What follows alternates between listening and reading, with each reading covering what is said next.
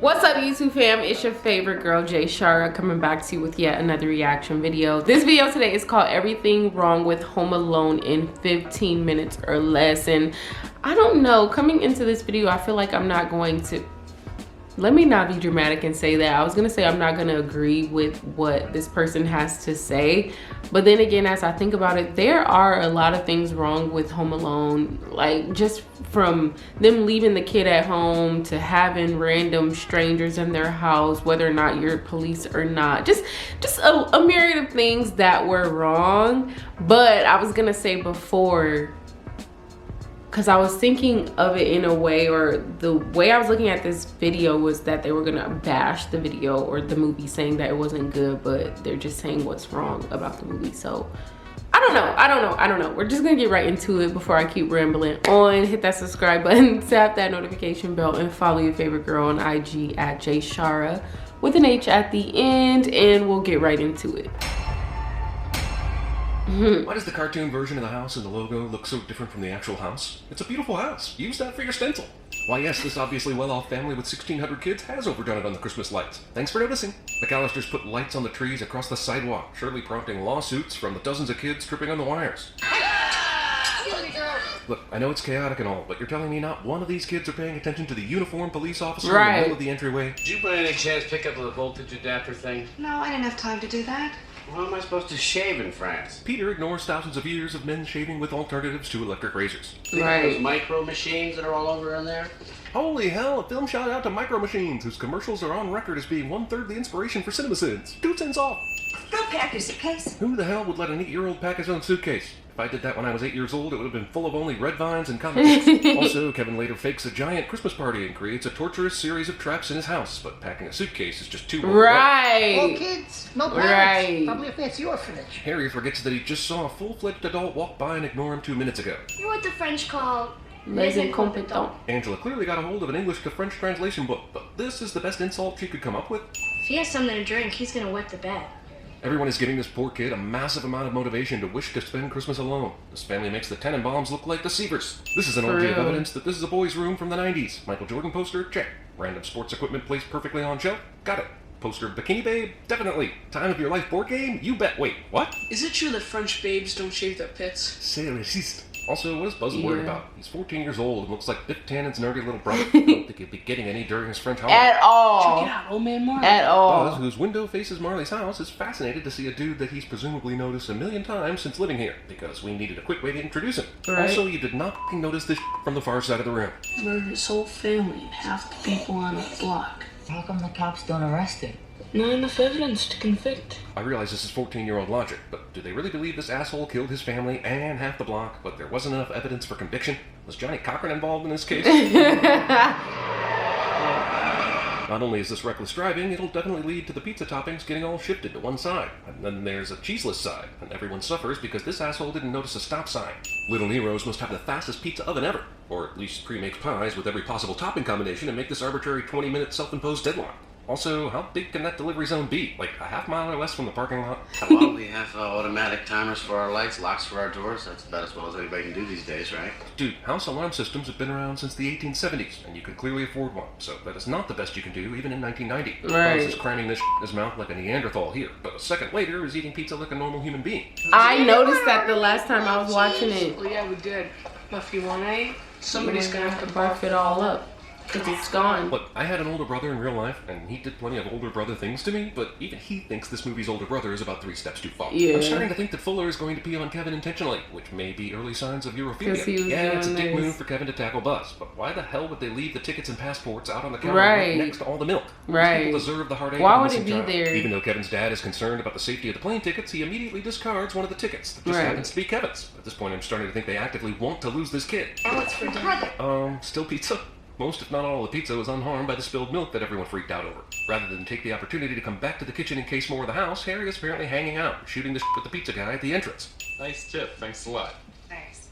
Somewhere deep in the internet, there must be some erotic fan fiction about Kevin's mom and the pizza delivery dude, but I will not ruin my childhood by Googling it. Could pee all over me. Oh, Fine. wow. Let me go back. Dude, but I will not ruin... Nice tip, thanks a lot. Thanks. Somewhere deep in the internet, there must be some erotic fan fiction about Kevin's mom and the pizza delivery dude, but I will not ruin my childhood by Googling it. Right. Pee all over me. Fine. We'll put him somewhere else. Kevin's last-ditch attempt to avoid being peed on is the main reason he's forgotten in the morning. McAllisters elect to use their most terrifying Santa as the one that greets you at the front door. This clock literally has battery backup written on it, but goes off immediately when the power is knocked out. She said 8 sharp.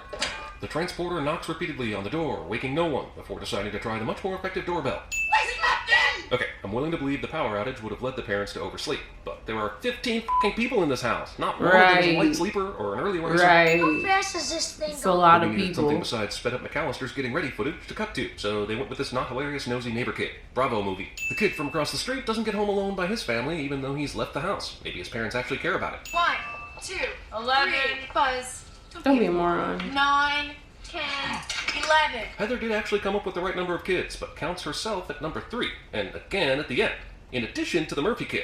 I'm surprised Heather's stellar counting skills didn't lead to more kids being left behind. Good trick, baby, magic the French. There's a huge amount of things to go just perfectly for Kevin to be left, including the ability of all 11 kids to utterly ignore this kid that's announcing himself loudly by saying goodbye to them. There's no way on earth we're gonna make this plane. It leaves in 45 minutes. Frank's an asshole, but he's right. Even with no traffic, it'll still take at least 30 minutes to get from Winnetka to O'Hare. And they're trying to make an international flight with 15 people.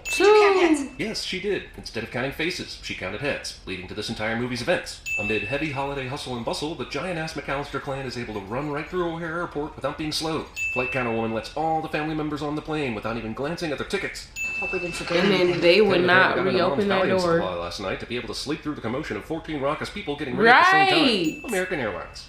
This movie is simply expert at taking us through the whole house and showing the American props that Kevin Airlines. will later use, like the mannequin parts. Damn it, I'm taking a sin off to celebrate this awesomeness. The cars are still here. They didn't go to the airport. Kid somehow didn't know about the airport shuttles. Fine, whatever, he's young. But thinking the entire extended family could fit in these 2 cars? That's a pass. Kevin unknowingly ingests a heavy stimulant and spends the next several minutes tripping balls. What teenage boy keeps his porno mags right at the top of his footlocker? Your mom will totally find that. Hide it under your filthy mattress like everyone else. Future psychopath Kevin McAllister stages a mass execution of beloved sports figures.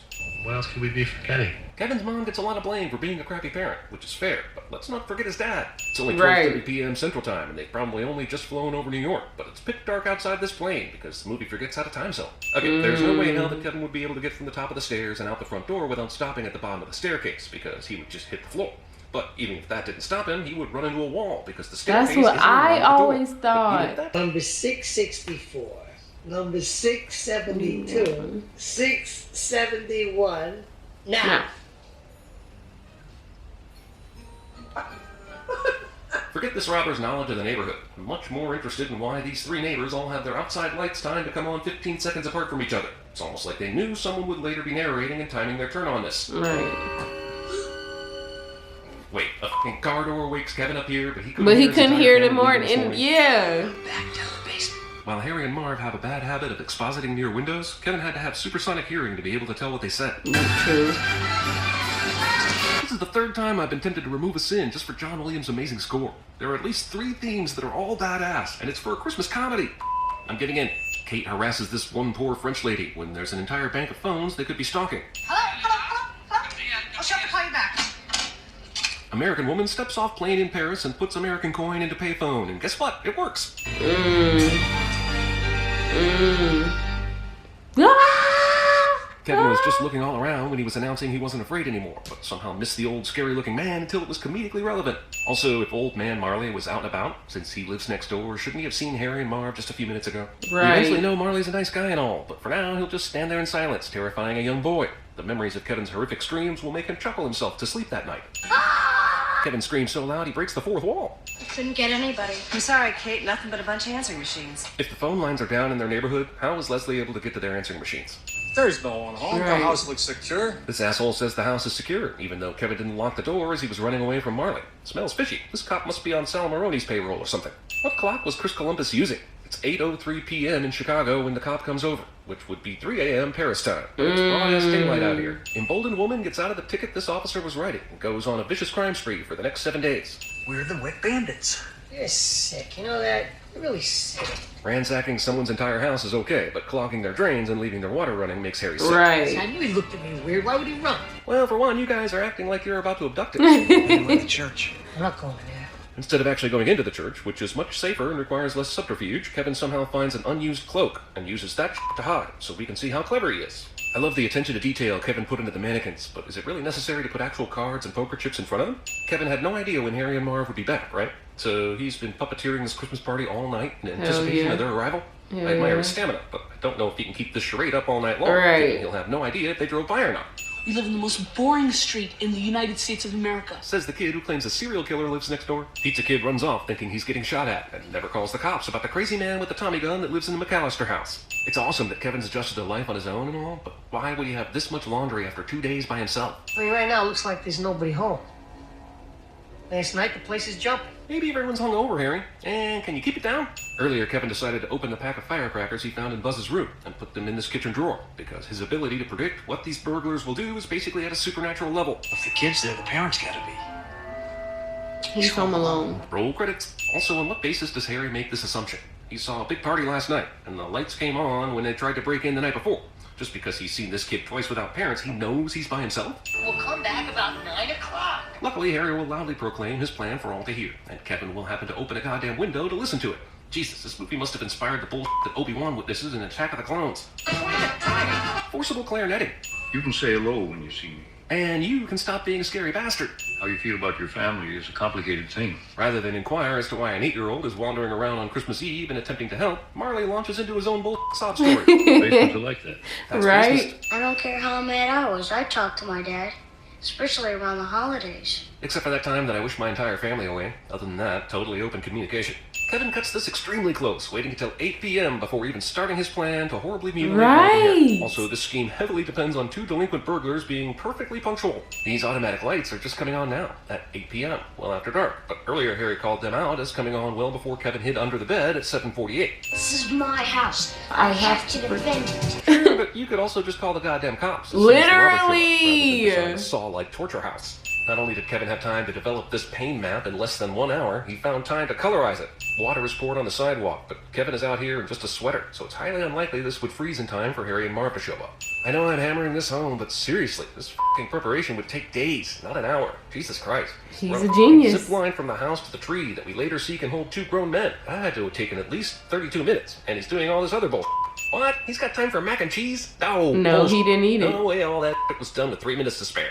Idiot kid tries to eat mac and cheese with a knife and fork. Why do the McAllisters have a doggy door? There's no mention of a dog or cat throughout this entire movie. True. Is its sole purpose shooting bad guys in the crotch with BBs? Yep.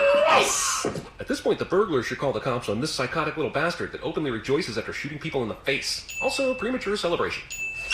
Ooh. Woo. And this has been Joe Pesci's Stunt Doubles Physical Comedy Hour. Thanks for coming. Join us next week for the Harrison Ford Nude Stand-In Special. Kevin's macabre prediction relies not only on the fact that Marv would pull this chain even though there's a light on behind him, but that he would be incapable of getting out of the way of this slowly falling iron. It should be noted that Harry is breaking and entering in full view of the rest of the block, which we've seen has several parties going on.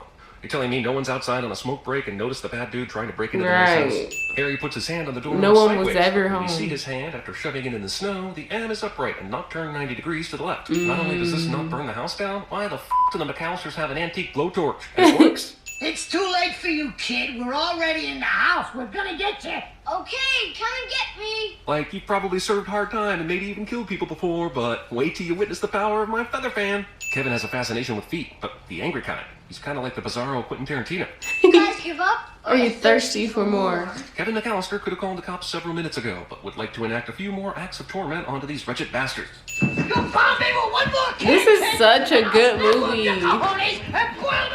97 movie Makes a sing. hilariously specific But threat I'm like talking about this. it's so Kevin turns this good. impeccably designed unholy house of pain into a damn foot race at the end. Got him, Harry. Tarantula, Spider. it's working out. Hey guys. Had Kevin just run to the Murphy's house and left Marv and Harry up on the rope, he'd have avoided any dramatics when he got there. But no, this little asshole knows no mercy. Jesus, how long does it take these cops to respond? Since Kevin called them, we've been through the spider scene, the treehouse thing, the rope gag, ran across the street, through the capture and liberation of Kevin, and now he's back home. Imagine if this were a real emergency. The years we all will be together.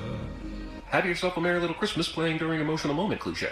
Also, we never see Kevin's actual bedroom. He's been sleeping in his parents' room this whole time. Given how much True. everyone hated him at the beginning of the movie and started to think his parents didn't give him one. Wow. He didn't That's have okay, a Kev. room. You can soothe your crushing disappointment by reliving all the carnage you inflicted last night. That is Wait, weird. you're telling me he cleaned up everything from last night's rampage? No micro machines, feathers, paint cans, or broken Christmas ornaments anywhere? Jesus, that's even more chilling. Hey, Kev.